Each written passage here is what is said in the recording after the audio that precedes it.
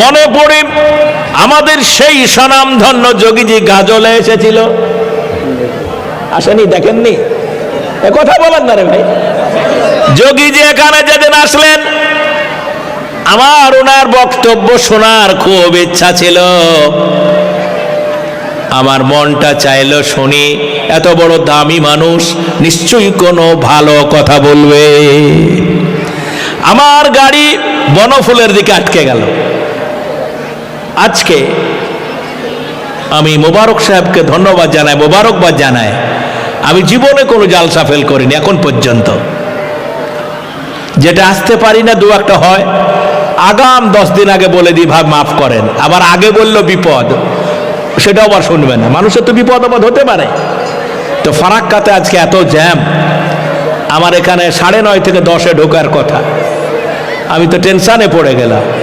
তারপরও আল্লাহ পাক আপনাদের খেদমতে আমার নিয়ে এলো, জোরে বলুন আলহামদুলিল্লাহ। সেই গাজলে বছর 2 আগে এই আপনাদের স্ট্যান্ডে যোগীজি আসলেন। আমি ভাবলাম কিছু ভালো কথা শুনি। তিনি বক্তৃতা করতে করতে বললেন, পশ্চিম বাংলায় এমন সরকার তৈরি করেন যে সরকার জনগরু খাওয়া বন্ধ করে দিতে পারে। শুনেছিলেন না? শোনেন নাই? আমি যদি বেঁচে থাকি, আমি ক্ষমতায় যদি আসি, সর্বপ্রথমে এই সরকার গো হত্যা বন্ধ করবে। আমরা গরুকে হত্যা করি না, গরু খাওয়াটা ইসলাম ধর্মে হালাল। কি বলে? জোরে বলে। আমার ধর্মে এটা হালাল করেছে, আমরা কাউকে হত্যা করি না। এটার নাম বলে তিনি যখন বললেন, আমার তখন এমনি করে মাথায় হাতটা গেল। আমার মাথায় হাতটা গেল। আমার ক্ষমতা থাকলে, আমার হিম্মত থাকলে আমি ওদের লিডারকে বলতাম, ভাই যদিও মানুষ তোমাদেরকে ভোট দিত, যোগীজির কারণে উত্তরপ্রদেশ আর বাংলা এক না।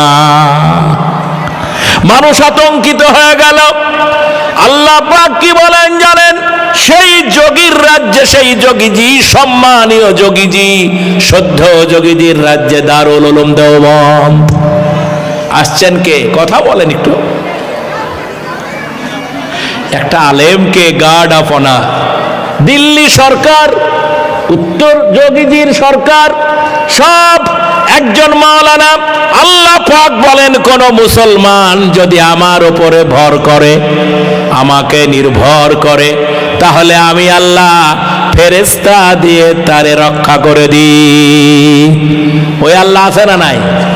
আমি আপনাকে একটা কথা বলি, বিশ্ব নবী, দয়ার নবী জনাবে মুহাম্মদুর রাসূলুল্লাহ সাল্লাল্লাহু আলাইহি ওয়াসাল্লাম, ভালো করে শুনবেন, বদরের মাঠ। কোন মাঠ?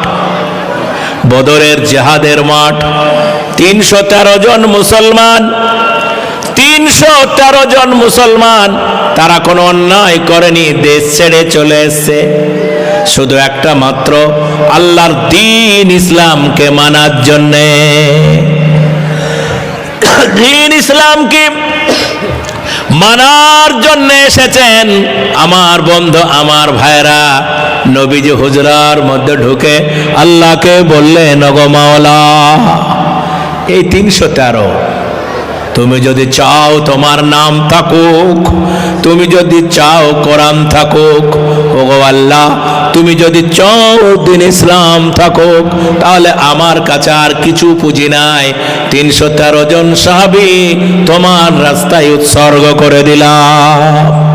সাহাবীরা বললেন, হুজুর চিন্তা করবেন না, আমরা আল্লাহর বান্দা, আমরা কোনো খারাপ কাজ করিনি। আমাদের ধর্ম মানার কারণে যারা আমাদের মারার জন্যে বদরের মাঠে এসেছে, নবীজি দেখবেন আমরা পালাবো না, জীবনকে বাজি রেখে শহীদ হয়ে ইসলামের ঝান্ডা পুঁতে দিব। বিশ্ব নবী, রহমতের নবী আহমদ মুস্তফা, মুহাম্মদ মুস্তফা সাল্লাল্লাহু আলাইহি ওয়াসাল্লাম বলেন, ওগো আল্লাহ, ওগো মাওলা, ওগো আমার মালিক, ওগো আমার আল্লাহ, এরা নিষ্পাপ 313 জন আল্লাহ, এরা জীবনে সব গুনাহ থেকে তওবা করেছে, এরা নামাজ পড়ে, এরা রোজা করে, এরা তোমাকে মানে আল্লাহ সুপর্দ করে দিলাম।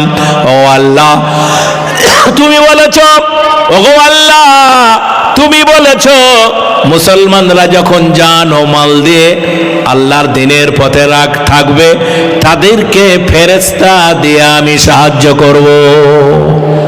আল্লাহ আল্লাহ আল্লাহ।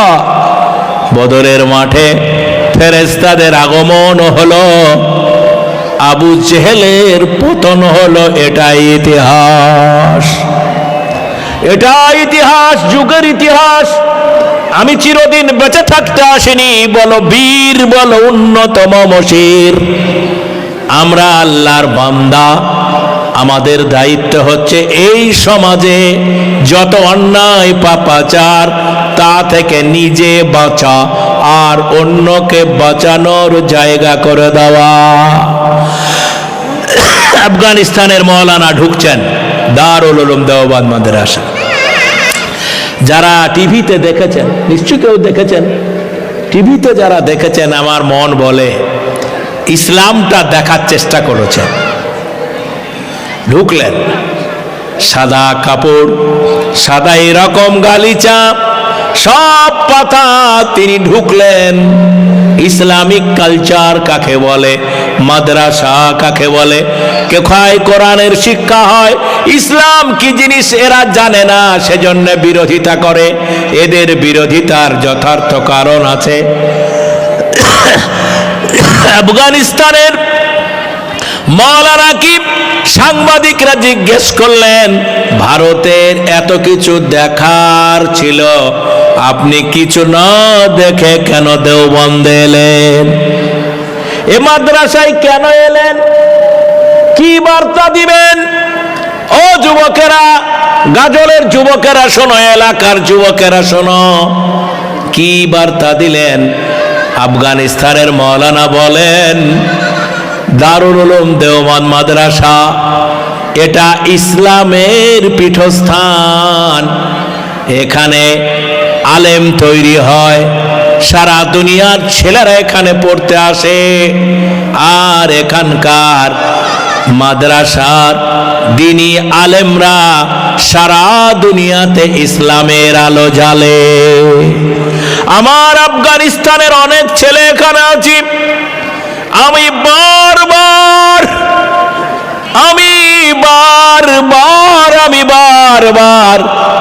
কোনদিন দারুল উলুম দেওবন্দ দেখিনি। আমার মনের মধ্যে ইচ্ছা ছিল একবার দেখবার।